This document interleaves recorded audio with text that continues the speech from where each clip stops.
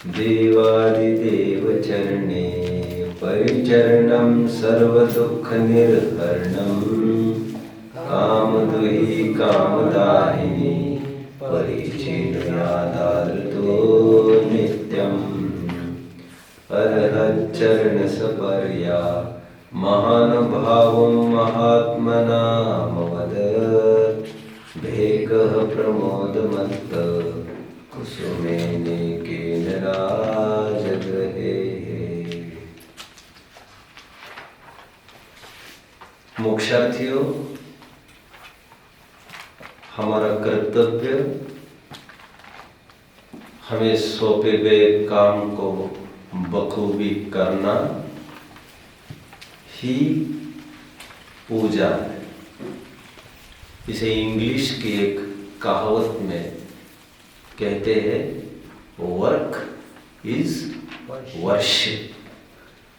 अपना अपना काम बखूबी करो, निर्दोष रूप से करो, यही पूजा है, यही समर्पण है। अब्दुल कलाम की फेमस लाइन मुझे याद आती है, जिसमें वे कहते थे, rocketry is not my livelihood, it's not my profession, it is not the source to earn money for me, but it is life for me, it is passion for me। Kalam rocketry field में थे, rockets को बनाना करना, काफी पैसा भी मिलता होगा, पे भी मिलती होगी, लेकिन वे कहते थे रॉकेटरी मेरी आजीविका नहीं है, पेट भरने के लिए मैंने रॉकेटरी नहीं की है, रॉकेटरी मुझे अच्छी लगती है, ये मेरी साधना है। और इसीलिए ऑफिस टाइमिंग्स होने के बाद भी 6-6 घंटे वही वे बैठे रहते थे अपने लेबोरेटरी में, नए नए इन्वेंशंस करते हुए। लोग कहते थे हमारा काम तो पूरा हुआ, वे कहते थे मेरा काम कभी पूरा नहीं होगा, मैं पे से नहीं बंधा हूं। इससे मुझे आनंद होता है, संतुष्टि होती है। जो सौंपा गया काम हो उस काम में आस्था रखना, समर्पण रखना, यही पूजा है। Work is worship. मुझे याद आता है बच्चों, डोरेंडो पिएट्री, एक रनर, हमारे जोसेफ सर की खूब याद आती है। इन्होंने ये चैप्टर हमें पढ़ाया था, इंग्लिश सब्जेक्ट में ये चैप्टर था। लगभग 1808 में, 1808 में, कितना टाइम हुआ आज?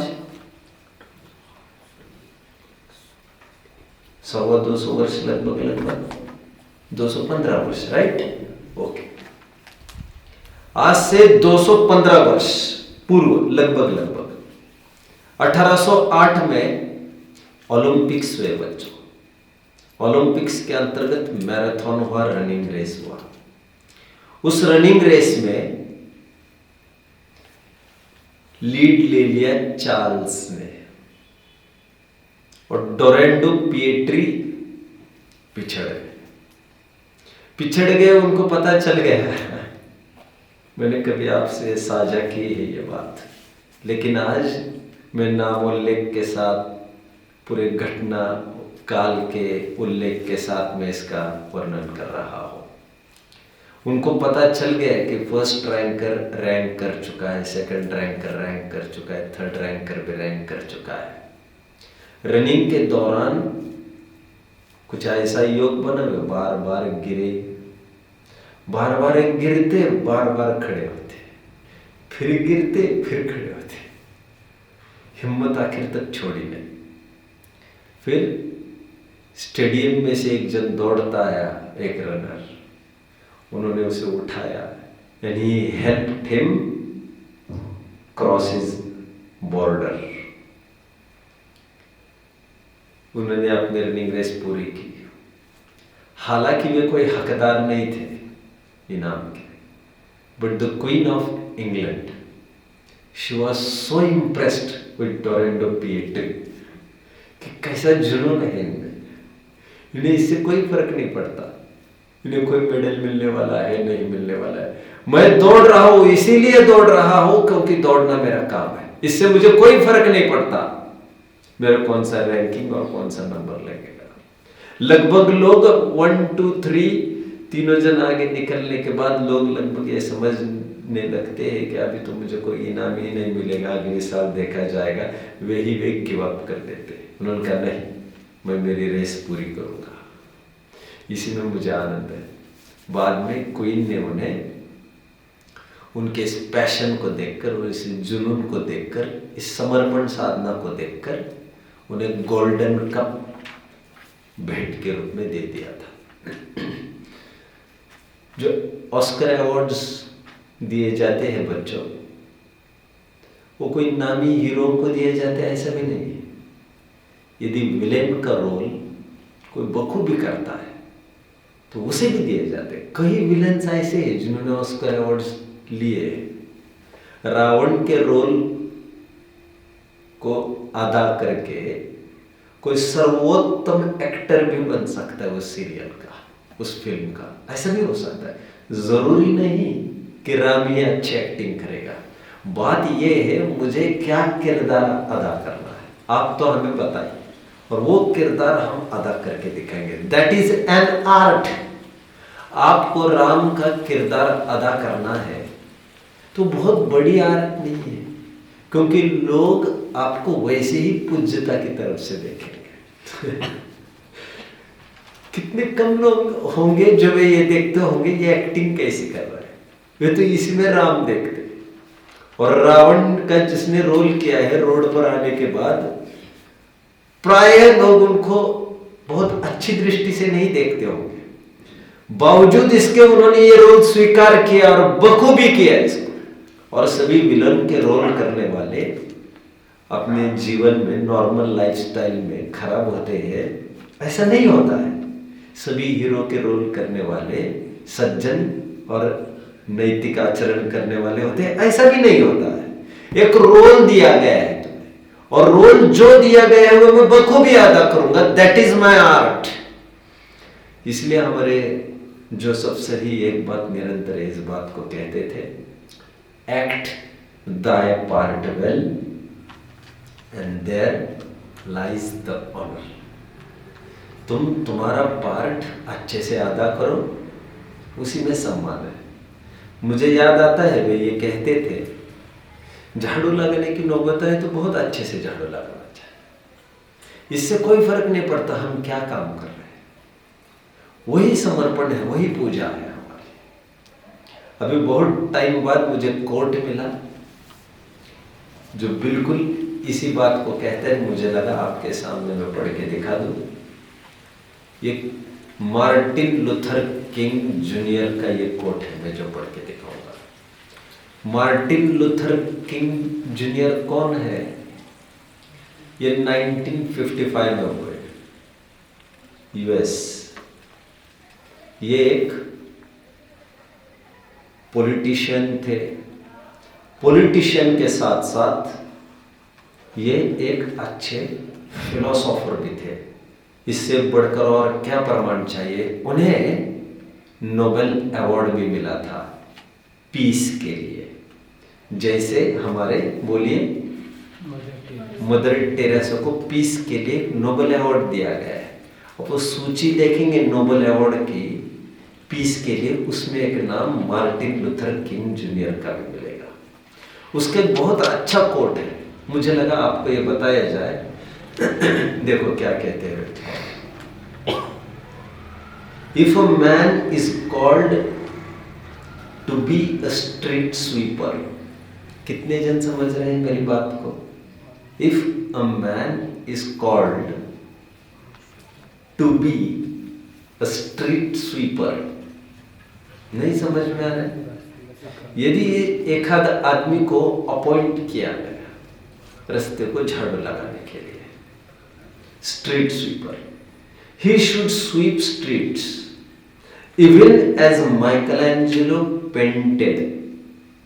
Michelangelo नाम सुना है बच्चों? नहीं, he was a painter. Ranking में नंबर 1 पेंटर माने जाते हैं माइकल एंजेलो। आई थिंक ये ग्रीक पेंटर होने चाहिए। तो ये जैसे पेंटिंग में माइकल एंजेलो फेमस है, पेंटिंग में एक्सपर्ट थे, और बीथोवन कंपोज्ड म्यूजिक। बीथोवन एक म्यूजिक के कंपोजर रहे, और शेक्सपियर रोट पोएट्री। और विलियम शेक्सपियर आप जानते होंगे, ड्रामेटिस्ट, जानते हो ना, विलियम शेक्सपियर की कुछ पोएम्स है आपको। तो जैसे पोएट्री में वे फेमस है, बीथोवन म्यूजिक के कंपोजिशन में फेमस है, माइकल एंजेलो पेंटिंग में फेमस है। जैसे वे तल्लीनता से पेंटिंग करता था माइकल एंजेलो, जैसे बीथोवन म्यूजिक का कंपोजिशन में एकदम लीन हो जाते थे, उसी प्रकार कोई स्ट्रीट स्वीपिंग का काम मिला है, वैसा ही यदि तल्लीनता से कोई झाड़ू लगाता है तो वो उनसे कम नहीं है। देखो again if a man is called to be a street sweeper, he should sweep streets even as Michelangelo painted और बीथोवन कंपोज्ड म्यूजिक और Shakespeare wrote poetry. He should sweep streets so well that all the hosts of heaven समझते हो बच्चों क्या? स्वर्ग and earth will pause to say, here lived a great street sweeper who did his job well. अब ऐसी झाड़ू लगाइए कि इस भूतल के भी और स्वर्ग के भी देव यहां पर आकर कहे कि यहां पर एक ऐसा आदमी जीता था जिसने झाड़ू लगाने का काम भी निर्दोष रूप से कर दिखाया। अपना काम ऐसा अदा करना चाहिए। खैर, मैं इतना सारा क्यों कह रहा हूं बच्चों? मैं कोट को लेकर आगे चल रहा हूं। वो कौन सा है कोट? Work is worship. पूजा का हमारा पाठ चलने वाला है बच्चों। पूजा, विधि और फल। वैसे विगत में हमने देव दर्शन एक पाठ देखा है, मिलती जुलती स्क्रिप्ट का श्रावक के षटावश्यक पाठ भी देखा है, जिसमें देव पूजा को भी हमने शक्ति प्रमाण 1-2 घंटे चर्चा कर चुके हैं। पूजा, विधि, फल फिर से यहां पर उपस्थित है। बावजूद इसके बीच में भी हमने 2-3 पूजनों के अर्थ भी किए हैं। देव शास्त्र, गुरु पूजन, सिद्ध पूजन अभी अभी देखे थे, याद आ रहा होगा आपको। वहां पर एक अर्घ का विज्ञान भी मैं समझा रहा था और उसका महत्व आदि भी औचित्य भी समझा रहा था।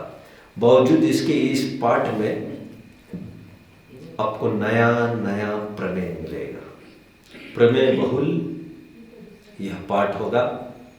मेरा विषय यहां पर अभी समझाना इतना ही है। पूजा, इंग्लिश में क्या कहते हैं पूजा को? वर्शिप। परमार्थ पूजा क्या? उसके लिए मैं इंग्लिश का एक कोट आपके सामने रखा, वर्क इज वर्शिप। आपको सौंपा गया काम आप अच्छे से करो, यही पूजा है, यही इज्जा है, यही यज्ञ है, यही अर्चा है, यही सपर्या है। ये सब पर्यायवाची नाम है बच्चों। और एक कोट मैंने कहा, act thy part well and there lies the honour. आपको सौंपा गया काम अच्छे से अदा करिए, उसी में आपका सम्मान है। एक झाड़ू लगाने वाला भी बहुत ईमानदारी से अपना झाड़ू लगाता रहता है, किसी से बात भी नहीं करता और मक्कारी नहीं करता, काम चोरी नहीं करता, बहुत ईमानदारी से। कितने से बड़ा मालिक भी उसको दबा नहीं सकता, इज्जत से ही बात करते हैं उसके साथ। मैंने देखा है मेरे जीवन में। इसलिए इससे कोई फर्क नहीं पड़ता आपको कौन सा काम दिया गया है। आपको 10 गुना कमाने वाला मालिक भी, चेयरमैन, सीईओ भी आपसे बहुत रिस्पेक्टफुली बात करता है। मैं भी गुजरा हूं काफी गलियों से, मैंने एक्सपीरियंस भी किया है। anyway, मुझे अभी इतना ही कहना है, जो काम हमें सौंपा गया है उसे अच्छे से करना, वही पूजा है। परमार्थ पूजा क्या है, निश्चय पूजा क्या है बच्चों? परमार्थ से मैं जीव हूं, मेरा काम जानना है, मात्र जानना मेरा काम। जानन जानन जानन जानन रूपी परिणत यह जीव अनादिकाल से हो रहा है, अनंत काल तक यही कार्य करता रहेगा। बहुत सुंदर कर्ता कर्म अधिकार में बहुत सुंदर एक श्लोक है, मिसिंग इट आउट नाउ। ये लगभग 53वां श्लोक होना चाहिए, एक आध श्लोक आगे पीछे हो सकता है। यह परिणमति सकर्ता, यह परिणामो भवेतु तत्कर्म, यह परिणति क्रिया सह। जो जिस कार्य रूप परिणत हुआ है जीव, उसी का वो करता है। और जीव निरंतर जानन देखन रूपी परिणमन करता है। इसलिए मेरा काम क्या है बच्चों? जानना देखना। मैं क्या करता हूं? जानता हूं। जानने के अलावा मैं कुछ नहीं करता हूं। यही मेरी ड्यूटी है और यही मेरी ब्यूटी भी। और हम हमारा काम करते रहे, यह बात दखल अंदाजी न करें, इसमें हमारा भी सौंदर्य समाया है और अड़ोस पड़ोसियों का भी सौंदर्य समाया है। यही हमारा काम है। क्या? जानना देखना। And those people who pollute their duty, pollute समझ में आता है बच्चों? pollute, pollute समझते हो? कोई pollute, अरहंत pollute नहीं समझते? समझते हो आप? सोचते कम हो आप। देखो मैं भी कोई बहुत नहीं समझता हो जाता कोई चीज है, लेकिन मैं थोड़ा तसल्ली से सोचता हूँ। पोल्यूशन तो सुना ही है ना? पोल्यूशन का ये वर्ब फॉर्म है, फॉर्म बदल गया, form. If you pollute your duty, you will have to salute each and everyone. समझ रहे हैं? समझ रहे हैं? अभी भी नहीं समझ। यदि आप काम में काम चोरी कर जाओगे, काम से जी चुराओगे, तो आपको सबको सल्यूट करना पड़ेगा। आपको लगेगा मेरी नौकरी तो इन लोगों के हाथ में है यार, मेरी खटिया आधी रात में खड़ी कर सकते थे। जो सर सर वो उठते रहे, फटाफट सल्यूट करते, ये करते रहो। If you pollute your duty, you will have to salute each and everyone. But if you salute your duty, क्या कहा? यदि आप आपके दिए गए कार्य को ही सल्यूट करते हो, मतलब समर्पण से करते हो उसे, you need not salute anyone. अर्थ कितने जन समझ रहे? अच्छा चलो, इतना तो अच्छा याद है। निष्कर्ष बताओगे मुझे पृथ्वी? निष्कर्ष क्या है? निष्कर्ष क्या है? कुछ तो बोलो। हाँ? नहीं बता पाओगे? मैं क्या बता रहा हूँ? बॉटम लाइन बताओगे आप इसके? क्या कहना चाहते हो? एक लाइन बताओगे? बोलो। Work is work. Very good, शाबाश शाबाश। आप और एक लाइन बोलो। काम चोरी नहीं करना। हाँ? काम चोरी नहीं करना चाहिए। ठीक है, और एक लाइन बोलना। अरहंत आप बोलो।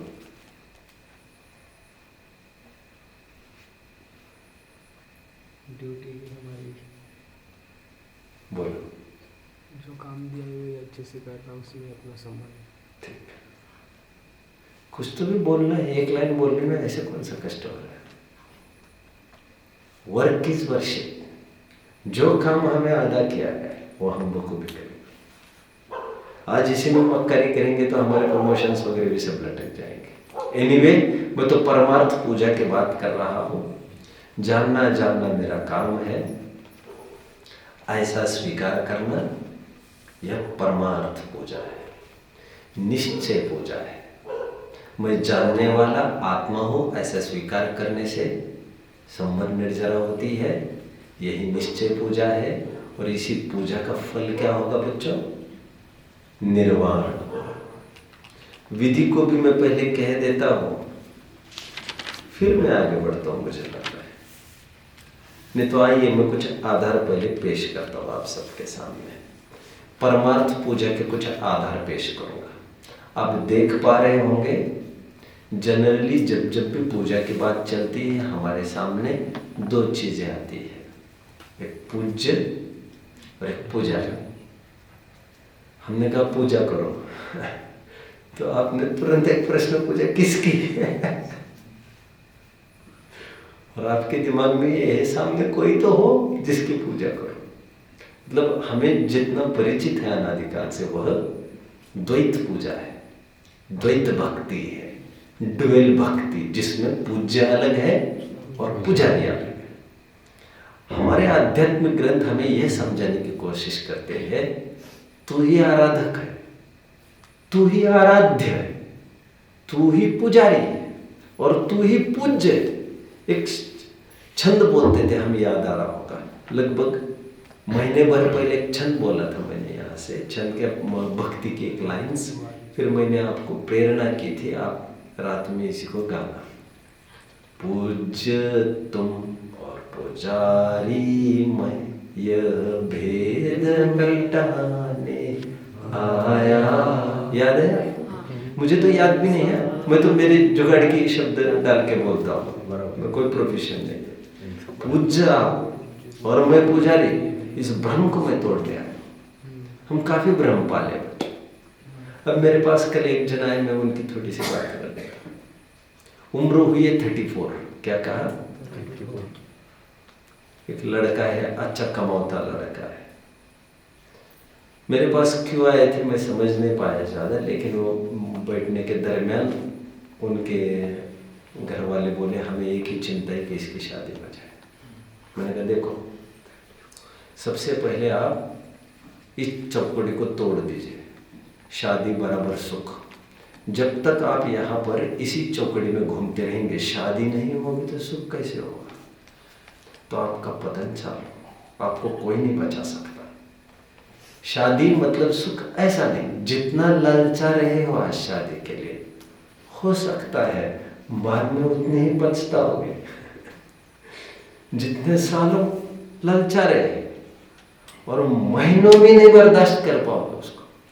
कुछ भी सुखरूप नहीं हुआ करता, जैसा है वैसा है, ठीक रहूंगा मैं, irrespective of the conditions, irrespective of the situations, परिस्थिति से निरपेक्ष मैं बस सुखी रहूंगा। मेरे साथ क्या होता है, इफ्स एंड बट्स, कोई शर्तें नहीं, ऐसा हुआ तो अच्छा, वैसा हुआ तो अच्छा। ये जब तक आदमी इन चौकड़ियों को नहीं तोड़ता तब तक उसके सुख के रास्ते खुलते नहीं है। तो यहाँ पर कौन सी चौकड़ियों को तोड़ने की बात कर रहा हूं मैं? आप पूज्य और मैं पुजारी, आप आराध्य मैं आराधक, इसको तोड़ने की बात है, क्योंकि मैं ही पूज्य हूँ और मैं ही पुजारी हूँ। वो कैसे क्या मैं बाद में बात करूंगा, मैं कुछ पहले यहाँ पर आधार पेश करूंगा। आपके सामने अभी कुछ नहीं है, मैं यहाँ से बोल के दिखाता हूँ। देखिए, समाधि तंत्र का एक श्लोक है, बोल के नहीं दिखाऊंगा, अर्थ केवल बता रहा हूँ। 31वां ये श्लोक है। अर्थ देखिए क्या कहते हैं, जो परमात्मा है वह ही मैं हूँ, तथा जो स्वानुभव गम्य मैं हूँ वही परमात्मा है। समझ रहे हैं इतना? जो परमात्मा है वह मैं हूँ, जो मैं हूँ वह परमात्मा है। बोलो एक लाइन अभी आत्म कीर्तन की, जो मैं हूँ वह है भगवान। जो क्या है, जो क्या है, दूसरी बात पहले बोल गया, जो भगवान है वही मैं हूँ और जो मैं हूँ वही भगवान है। वहां पर भी बोल रहे ना, हाँ? मैं वह हूँ जो है भगवान, ऐसा ऐसा। आगे आगे छोड़िए। तो यहाँ पर उसी तर्ज पर बात कर रहे हैं आगे। इसलिए मैं ही मेरे द्वारा अगेन अगेन, मैं ही मेरे द्वारा उपासना किया जाने योग्य हूं, दूसरा कोई अन्य नहीं। इस प्रकार ही आराध्य आराधक भाव की व्यवस्था है। कौन आराध्य? मैं। कौन आराधक? मैं। अद्वैत भक्ति कहते हैं इसे। अद्वैत मतलब अकेले में, इसमें दो पने का कोई विकल्प नहीं। देखो, परमात्मा प्रकाश का एक छंद का अर्थ यहां से करता हूं। विकल्प रूप मन भगवान आत्माराम से मिल गया और परमेश्वर भी मन से मिल गया, तो दोनों ही को समरस होने पर किसकी अब मैं पूजा करूं? अर्थात निश्चय नहीं से अब किसी को पूजना, सामग्री चढ़ाना नहीं रहा। परमात्मा प्रकाश कितने आधार दिए बच्चों? ऑफ कोर्स ये दोनों आध्यात्मिक ग्रंथ है। और आध्यात्मिक ग्रंथ क्या कहते हैं? वे पूज्य है ऐसा नहीं, वह मंदिर है ऐसा नहीं। क्या कहते हैं आध्यात्मिक ग्रंथ? देह देवल में रहे। कहा? देह देवल में रहे, जन मंदिरों में खोजते, हंसी आती मानो सिद्ध भोजन खोजते। अरे भगवान यहां रहता है, किसी मंदिरों में नहीं। साहित्यकार ने, कबीर ने, रहीम ने खूब इस बात को उजागर किया है। देखिए, समय सार की 31वीं गाथा अभी सब खोलेंगे। मेरे हाथ में भी कोई दे दीजिए एक आध ग्रंथ। समय सार की 31वीं गाथा। स्वाध्यायी गण समझ गए होंगे, ये निश्चय भक्ति का प्रकरण चल रहा है। अब निश्चय का ही अर्थ होता है अभेद। अभेद सो निश्चय, भेद सो व्यवहार। और अभेद का ही तात्पर्य एक। अभी निश्चय स्तुति, स्तुत्य स्वयं और स्तवनकार भी स्वयं। देखिए, मिल रहा है बच्चों? पेज नंबर बताइए जरा। 80, राइट। देखिए, मैं सीधा उत्थानिका पढ़ता हूं पहले। आपके बीच में मैंने कभी इसका जिक्र किया तो है, लेकिन ग्रंथ खोल के नहीं। अथ निश्चय स्तुतिम आह। मिल रहा है बच्चों? उत्थानिका समझ में आ रही? मैंने पढ़ी संस्कृत के ऊपर की पहली लाइन। कितने जन को मिल रहा है जरा मुझे बताइए। मैं हिंदी पढ़ता हूं नीचे। अब निश्चय स्तुति कहते हैं, कितने जन को मिला? गुड। अब निश्चय स्तुति कहते हैं, उसमें पहले गे गायक के संकर दोष का परिहार करके स्तुति करते हैं। अभी गे गायक संकर दोष का परिहार करके मतलब, अभी इसको छोड़ ही देते हैं, आगे ही पढ़ो गाथा। जो इंद्रियों को जीत कर, क्या? जो इंद्रियों को जीत कर ज्ञान स्वभाव के द्वारा अन्य द्रव्यों से अधिक आत्मा को जानते हैं। अधिक मतलब यहां पर पृथक पृथक। जो अन्य द्रव्यों से पृथक अपनी आत्मा को जानते हैं, जो इंद्रियों को जीतकर, पहली शर्त क्या? जो इंद्रियों को जीतकर ज्ञान स्वभाव के द्वारा अन्य द्रव्यों से पृथक आत्मा को जानते हैं, उन्हें वास्तव में जितेंद्रिय कहते हैं। ठीक है, मैंने बीच के बिना मतलब के शब्द हटा दिए। कौन कहता है, क्या कहता है, छोड़ते। उन्हें क्या कहते हैं? जितेंद्रिय। उत्थानिका क्या है? निश्चय स्तुति करते हैं। निश्चय स्तुति मतलब क्या है इनके समझ में? जो जितेंद्रिय होता है वो निश्चय स्तुति ही करता है। क्या बच्चों? कितना बड़ी बात लग रही है स्तुति में। ऐसा लग रहा है यहाँ पर कुछ भी नहीं बोलना। स्तुति में कुछ भी नहीं बोलना। अरे यहाँ पर बोलने पर विश्राम देना है, सुनने को भी विश्राम देना है।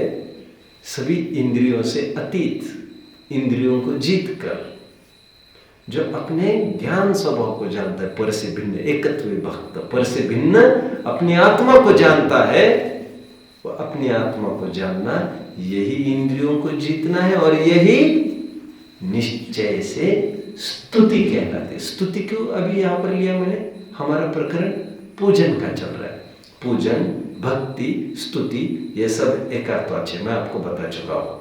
आगामी 3-4 पीरियड्स में हमें और देखना है। इसकी टीका पढ़ेंगे आप, उसमें मिलती जुलती सब बात मिल जाएगी। आइए अपने प्रकरण में। कितने आधार हुए बच्चों? 3। वेरी गुड, शाबाश शाबाश। मुझे सरसरी नजर से रफली जितना जैसा बता सकते हो वैसा थोड़ा बता पाएंगे आप? मैंने 3 आधार कहाँ से और क्या क्या दिए, किस रूप में दिए, वहां पर क्या क्या बताया गया था? रफ सेंटर आइडिया बताएंगे कोई?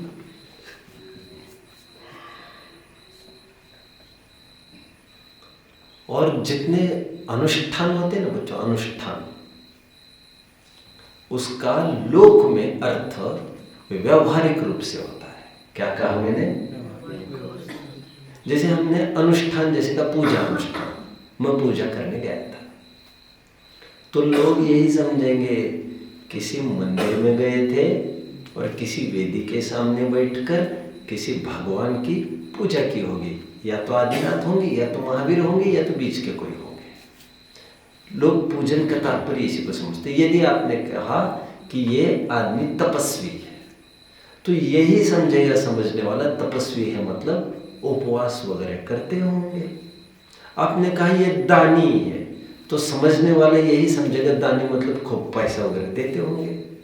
जबकि परमार्थ से पूजा का अर्थ ना कोई प्रतिमा चाहिए सामने, ना कोई सामने भगवान चाहिए।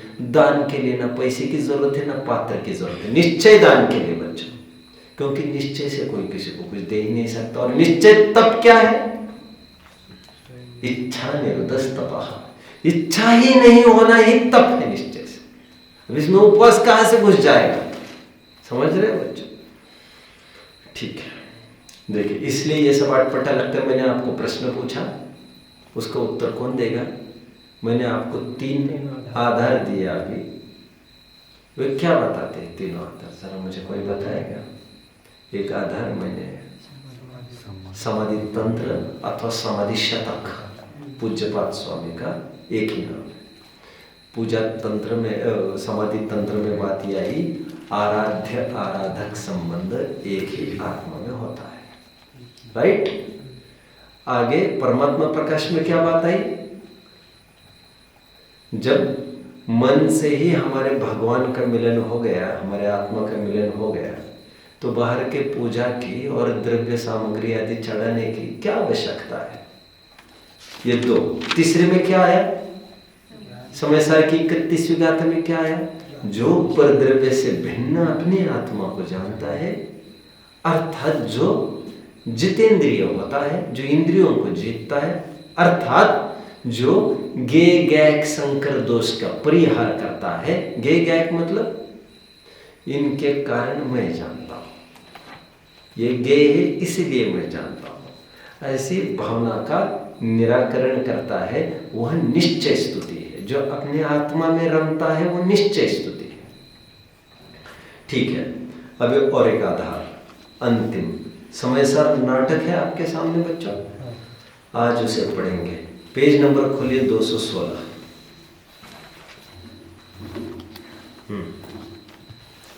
खोलने के बाद मुझे बता देना सर।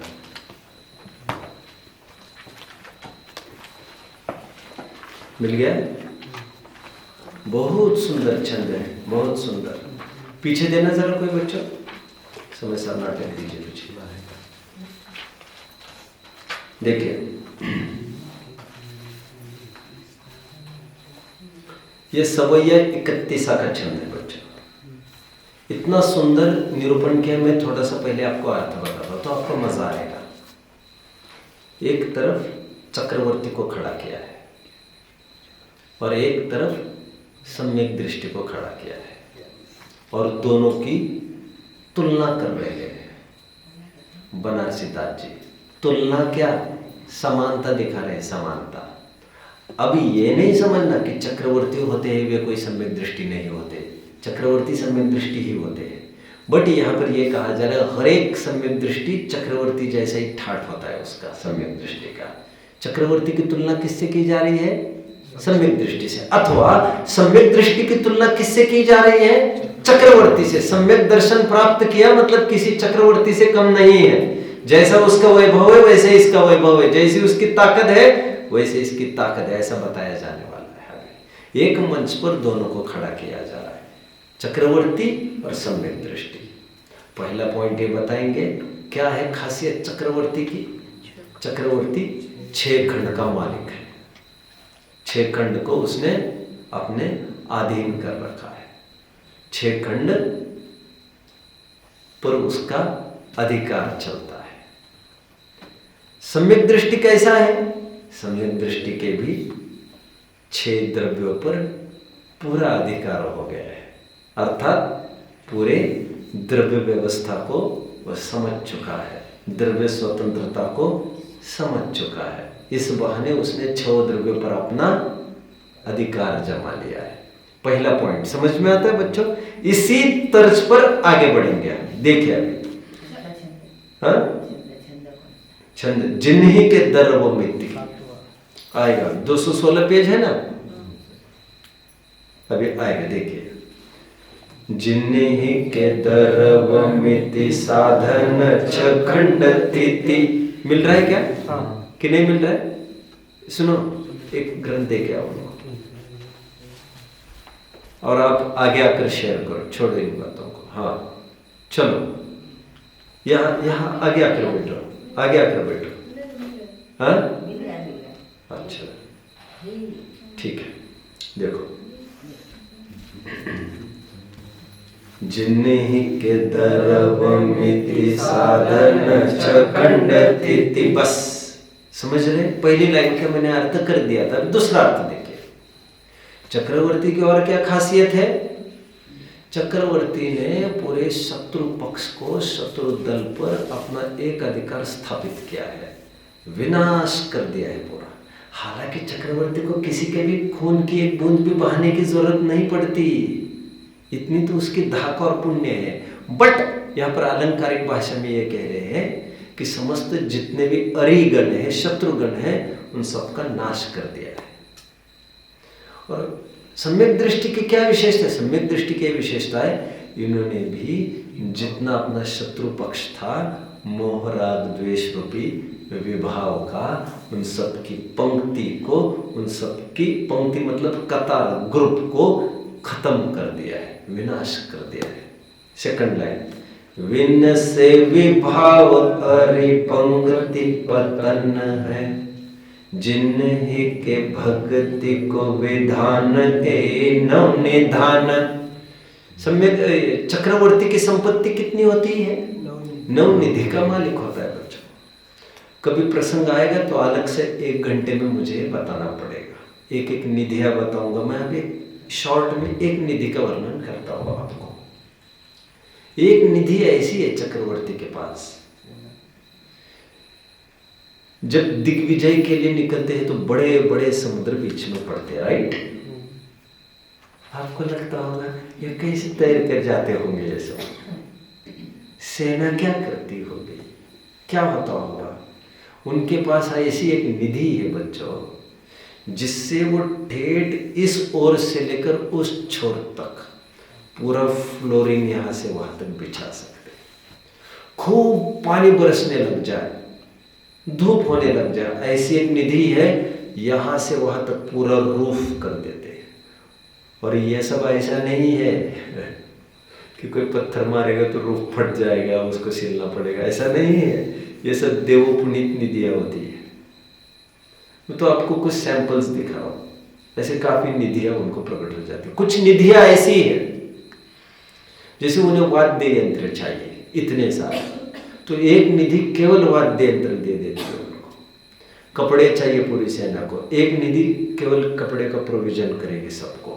घर चाहिए, घर खड़े करने, यहाँ पर एक निधि केवल मांगो और सभी घर खड़े कर देते एक साथ, जितने चाहे हो। ऐसी 9 निधियां हैं उनके पास। अब उनके पास किस बात की कमी है, समझ रहे हैं?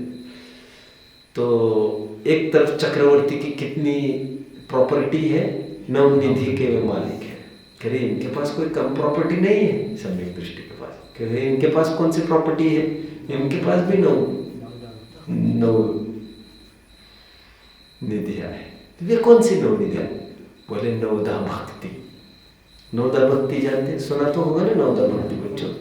सुना? कितने जन ने सुना नवदा भक्ति? अच्छा, ये तो बढ़िया, बहुत अच्छा।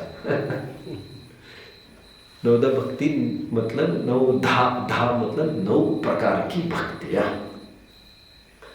ये 9 प्रकार की भक्तियां स्पेशली जब मुनिराज को आहार के लिए बुलाया जाता है, जानते हो 9 प्रकार की भक्तियां कौन कौन सी है? कभी इस पर भी चर्चा कर लेंगे।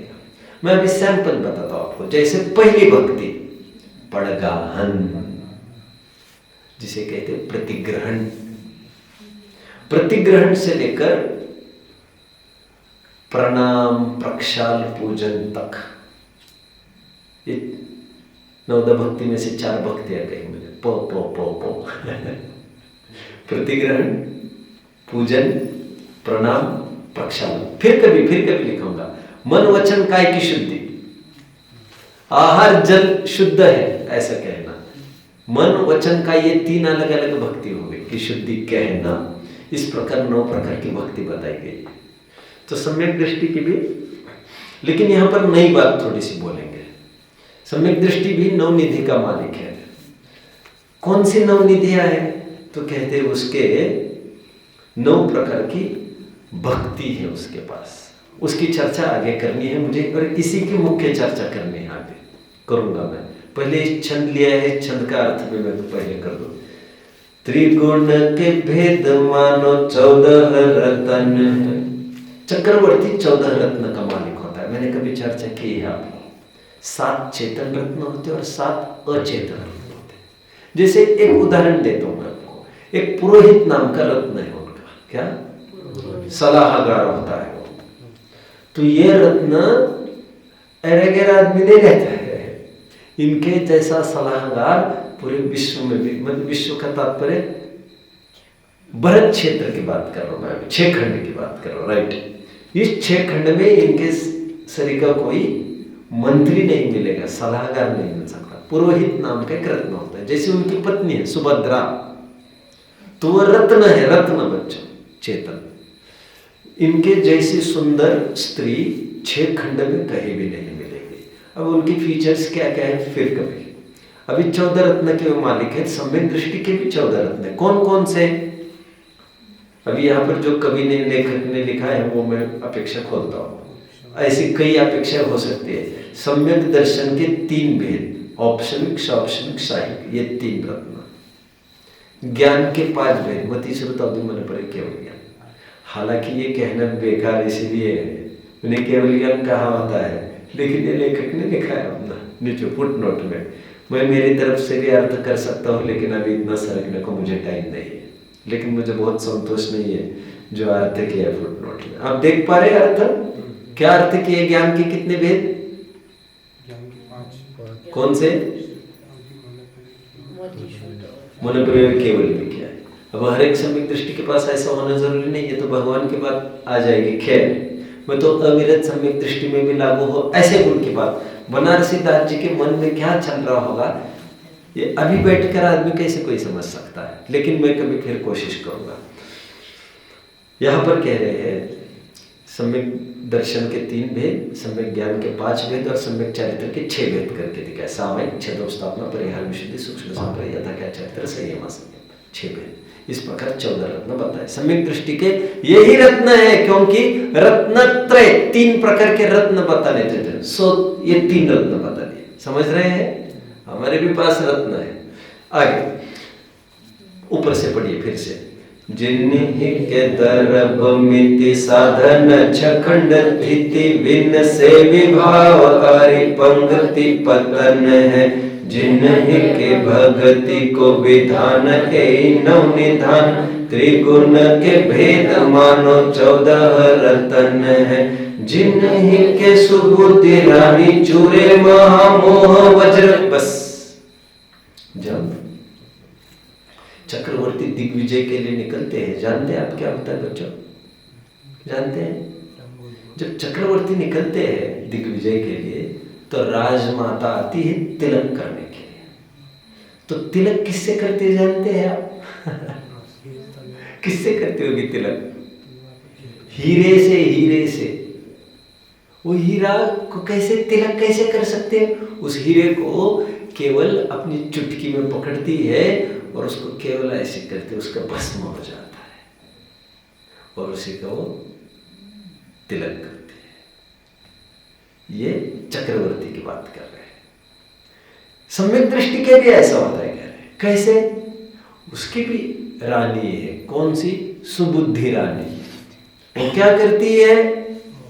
चूरे महा मोह वज्र, मोह का चूर्ण का तिलक कर देती है।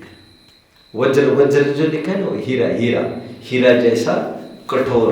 और यहाँ पर मोहनीय भी ऐसा ही एक कठोर शत्रु था। जिन्हीं के सुबुद्धि रानी चूरे महा मोह वज्र, पूरे मांगलिक जय जय मोख के जतन है। जतन मतलब यत्न। आगे जिन्हीं के प्रमाण अंग सोहे चमुच चतुरंग। चक्रवर्ती की कितनी सेना है बच्चों? चतुरंगिनी सेना। 4 प्रकार की। घोड़दल, हस्ती, घोड़ा, हाथी, रथ और पैदल। 4 प्रकार की सेना, इसे कहते चतुरंगिनी सेना। चक्रवर्ती कोई कम नहीं है। कहते अरे सम्यक दृष्टि भी कोई कम नहीं है। शत्रु का नाश करने के लिए उनके पास 4 अप्रोचेस है। हाथी, घोड़े, पैदल, रथ। सम्यक दृष्टि के पास भी 4 अप्रोचेस है, कहते हैं, सेना का नाश करने के लिए। वे कौन कौन से? प्रमाण, नय, निक्षेप, लक्षण। ये मैं मेरा अर्थ कर रहा हूं, वहां का अर्थ से मैं बहुत संतुष्ट नहीं हूं। ठीक है, अभी जो क्या कहा मैंने? 4 इनकी भी सेना है सम्यक दृष्टि की। प्रमाण, नय, निक्षेप, लक्षण। इन 4 के माध्यम से आत्मा को जाना जाता है और इस विधि से शत्रु पक्ष का मोह का नाश होता है। अंतिम लाइन, तेई चक्रवर्ती तनु धर पे अतन। अब दोनों में फर्क इतना ही है। ये चक्रवर्ती शरीर वाले हैं और ये चक्रवर्ती है हमारे। कौन? सम्यक दृष्टि। इनके शरीर नहीं है। अभी शरीर तो इनके भी है सम्यक दृष्टियों के, लेकिन शरीर नहीं है का तात्पर्य शरीर में एकत्व नहीं है होगा, ऐसा अर्थ करना चाहिए। ठीक है, नहीं तो ये भक्ति सीधे सिद्धों में लागू करनी पड़ेगी, फिर अरहंत सिद्धों में। देखिए आप फिर से पढ़िए।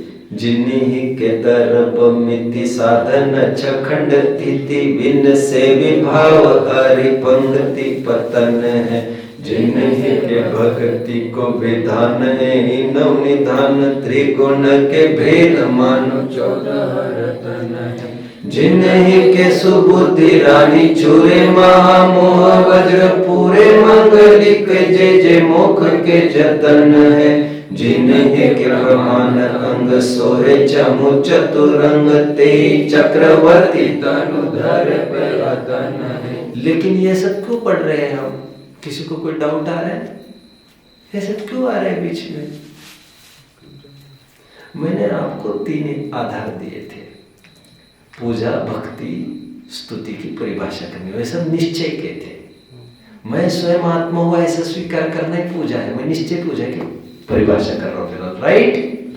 ठीक कार्तिक और गणपति का अर्थ में का भिन्नता का अर्थ में कर रहा हूं।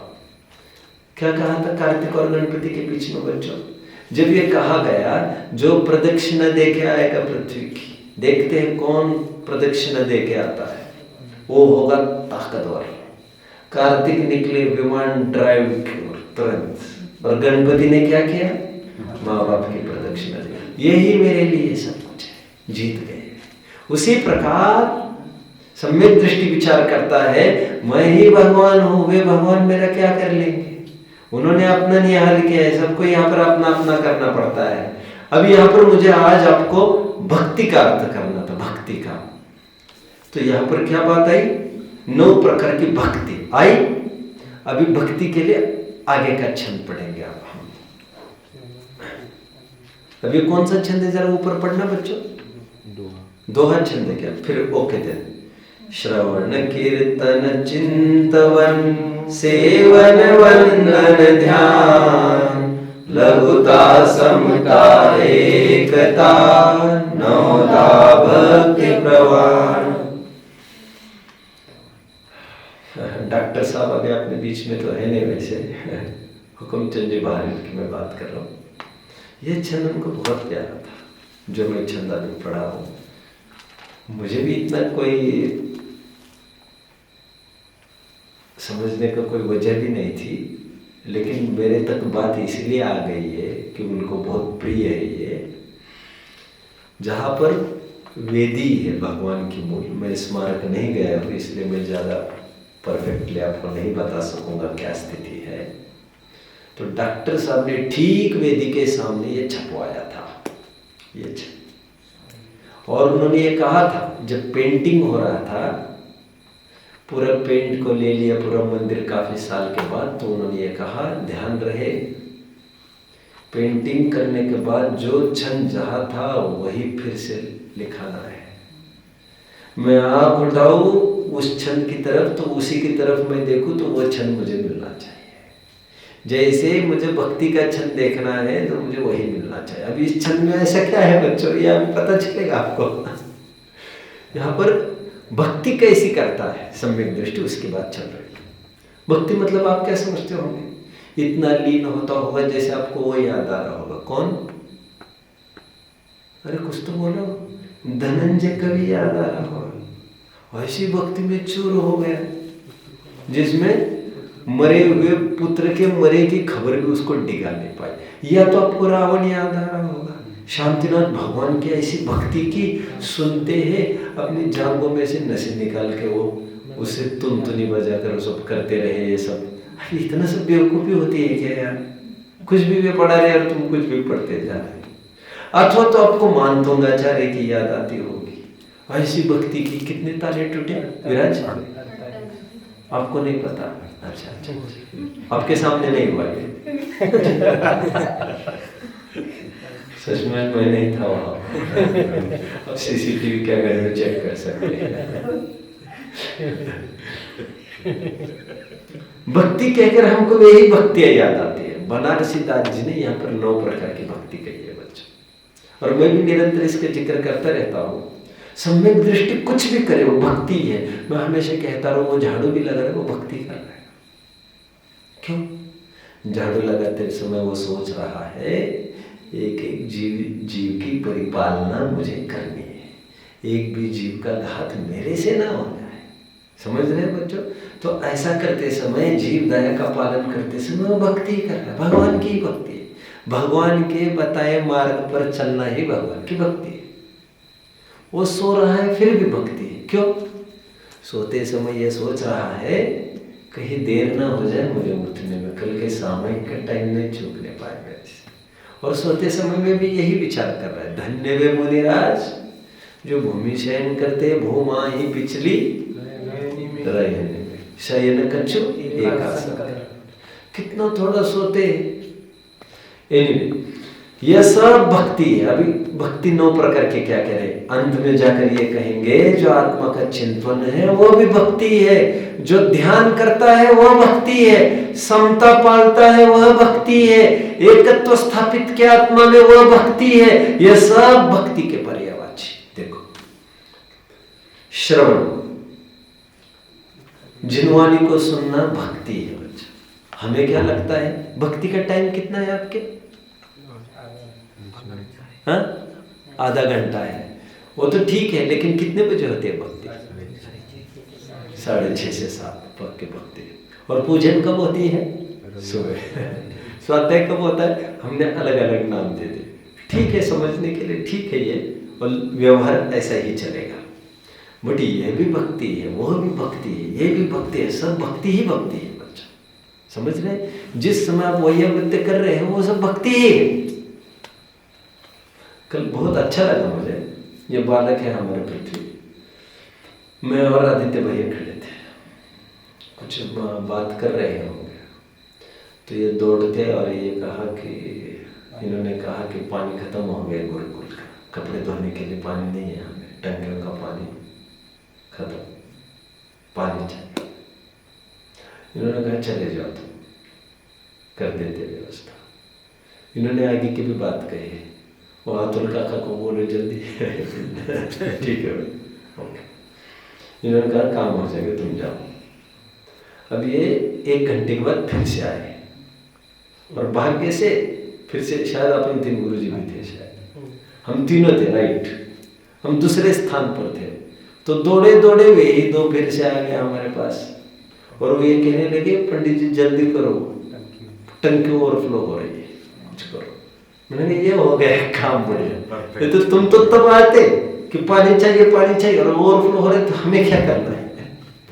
ये हो गई ईमानदारी तुम्हारे, मजा आ गया। इसके लिए वहां से यहाँ आए कहने के लिए, तो ये हुई ना बात। मैंने कहा ऐसे ही चाहिए, ये संपत्ति सबकी अपनी संपत्ति, समाज मिटेगा तो समाज का ही पैसा लग रहा है, आपकी ही परवरिश इसी पैसे से तो हो रही। ये पैसा मिटकर ये नहीं मिटने वाले हैं, आपके पैर पर ही आप कुल्हाड़ी ठोक रहे हैं। आपको लग रहा है मेरी 10वीं हो जाएगी, मेरा काम हो जाएगा, ऐसे नहीं है। आप ही के छोटे भाई आएंगे यहाँ पर, आप ही के बच्चे आएंगे यहाँ पर, सब उजड़ ही जाएगा तो कहां पर पढ़ाएंगे आप, समझ रहे? आप ही के भविष्य की नींव अभी तैयार करके रख रहे हैं। आप आज बीज बो रहे हो, उसके फल आपके आगे की पीढ़ियां खाएगी। जैसे हमारे स्वतंत्र सेनानियों ने कब खून बहाया, राजगुरु भगत सिंह सुखदेव ने, हंसते हंसते चढ़ गए ना, आज हम स्वतंत्र भारत में रह रहे हैं। ये उसी का फल है कि नहीं? हम कह रहे क्या करना, इतना सब करके हमें क्या मिलेगा? अरे इतना सोचकर थोड़ी चलता है, तुम भी तो दूसरों के किए पर तुम खड़े हो यहाँ पर, तो तुम्हारा भी तो कुछ फर्ज बनता है। उनके द्वारा चढ़े हुए रिंग का उर्रिंग करना, ये तुम्हारा भी फर्ज बनता है, आगे की पीढ़ी को पास ऑन करके जाए ये सब कुछ। बहुत बढ़िया। देखो, श्रवण, कीर्तन, चिंतन, सेवन, वंदन, ध्यान, देखो भक्ति, भक्ति कह रहे, भक्ति। मैं इसके लिए इस छंद के पीछे मैं ऊपर का भी छंद पढ़ाया आपको। ऊपर का छंद मुझे पढ़ाना नहीं था, लेकिन मुझे ऊपर का छंद इसलिए पढ़ाया, अप्पा जी आप समझ रहे ना, चक्रवर्ती और सम्यक दृष्टि में तुलना की है, समझ में आया? कितनी गजब की तुलना की। जो लोग कम समझते हैं सम्यक दृष्टि को चक्रवर्ती से, अरे नहीं, उसका ठाट बाट आप जानते नहीं हो। चक्रवर्ती की संपदा इंद्र सरी के भोग, कागविट सम गिनते हैं सम्यक दृष्टि लोग। और दोनों में कौन बड़ा है, यदि आप टक्कर का मैच करोगे यदि, तो ये छंद से आप समझ सकते हो। चक्रवर्ती की संपदा इंद्र सरी के भोग, कागविट सम गिनते हैं सम्यक दृष्टि लोग। चारा भी नहीं डालते चक्रवर्तित्व को। एनीवे, चलिए, लघुता, समता, मैं एक एक का अर्थ नहीं कर रहा हूं, इतना टाइम नहीं है। एकता, नवधा भक्ति प्रमाण, ये 9 प्रकार की भक्तियों में सम्यक दृष्टि जो भी कुछ करता है, चिंतन करता है बैठकर, आप यकीन मानिए वो भक्ति कर रहे। भक्ति आपको लगता है भक्ति तो की ही नहीं, स्वाध्याय तो करते ही नहीं है ये। क्या करें तुम्हें, क्या करें? तो इतना व्यापक हमारा जैन दर्शन है जिसमें कोई अवसर ही नहीं है कोई बचने का, और परतंत्रता की कोई जकड़न नहीं है। यहाँ तुम जंगल में रहो, घर में रहो, वृद्ध रहो, बेड रिडन हो जाओ, मंदिर में नहीं आ सकते, कोई बात नहीं, पैर नहीं उठा सकते, हलन चलन नहीं कर सकते, कोई बात नहीं, मत बिल्कुल। चलिए, मुझे ये सब कहना था। ये सब मैंने क्यों बताया बच्चों? मैंने कुछ आधार देकर इस बात की सिद्धि करने की कोशिश की है। आज केवल मैं परमार्थ भक्ति पर ही फोकस कर पाया हूँ। मैं 1 मिनट में विधि और फल की भी बात करता हूँ। तो वैसे इसके फल क्या होगा इसका बच्चों? इस परमार्थ भक्ति का फल क्या होगा? आत्मा को ही जाने, आत्मा में ही रमे, इसका फल क्या होगा? मोक्ष। मोक्ष का तात्पर्य द्रव्य कर्म भाव कर्म नो कर्म से रहित। मोक्ष मतलब मुक्ति। किससे मुक्ति? दुखों से मुक्ति। तो फल इसका अतीन्द्रिय सुख है। और विधि क्या है इसकी? ज्ञान रूपी साधन के द्वारा आत्मरूप साध्य की प्राप्ति करना, ये उसकी विधि है। आत्म ध्यान की विधि क्या है बच्चों? विधि कोई क्रियाकांड नहीं है, इसमें ध्यान रखना। निश्चय सम्यक दर्शन में कार्यकारी, ना ही आपका पानी का छानना है। निश्चय सम्यक दर्शन की मैं बात कर रहा हूँ। ना ही आपका पानी का छानना है, ना सुबह से लेकर रात तक आप जितना स्वाध्याय करते हो वो काम में आएगा, ना पूजन पाठशाला बाहर की करते हो ना वो काम में आएगा। यहाँ पर विधि एक ही है, आपका ज्ञान बहिर्मुखता से हटाकर अंतर्मुख करना, जो हमने उपयोग पाठ में देखा है। यह उसकी विधि, इसके अलावा कोई विधि नहीं है। उपयोग को अंतर्मुख करना, हमारे ज्ञान रूपी साधन के द्वारा एक आत्मा का ही लक्ष्य करना, यही उसकी विधि है। पूजा विधि फल। ज्ञान ने मैं आत्मा हूँ ऐसा स्वीकार किया, ये है पूजा। विधि क्या है? विधि भी इसमें आ ही गई, ज्ञान रूपी साधन के द्वारा। और फल क्या है इसका? अतीन्द्रिय आनंद। ओके, पूजा विधि फल, लेकिन ये परमार्थ निश्चय की बात हुई। बचे हुए टाइम हम व्यवहार की चर्चा करने जा रहे हैं, जो काफी रोचक और नॉलेज गिविंग होने वाली है। ओम।